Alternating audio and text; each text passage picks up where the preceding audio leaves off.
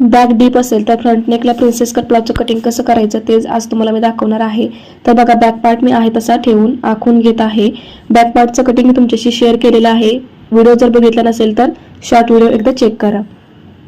तर बघा, back part मी आहे तसा आखून घेतलेला आहे।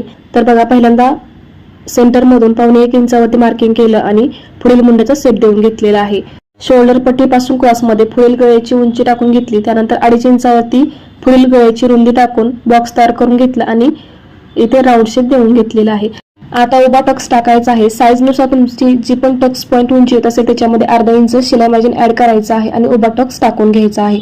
आडवा टक्स 3.5 इंचावरती टाकून खालच्या साईडने 3 इंचावरती मार्किंग केलं आणि हे 2 पॉइंट जोडून घेतले। त्यानंतर मेन टक्स 2 इंचावरती टाकून आपल्याला या पद्धतीने प्रिन्सेस कटचा शेप देऊन घ्यायचा आहे।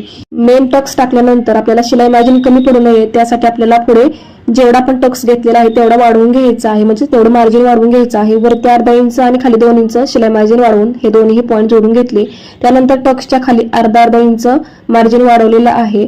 आता बॅक पार्ट घेऊन या पद्धतीने मार्किंग करून घ्यायचं आहे आणि हे दोन्ही पॉइंट जोडायचे आहेत। अशा पद्धतीने आपला प्रिन्सेस कट ब्लाउजचं कटिंग झालेलं आहे। तुम्हाला आजचा हा व्हिडिओ कसा वाटला मला कमेंट करून नक्की सांगा। व्हिडिओ आवडला असेल तर लाईक करा, शेअर करा आणि असेच नवनवीन व्हिडिओ बघण्यासाठी चॅनल सबस्क्राईब करायला मात्र विसरू नका।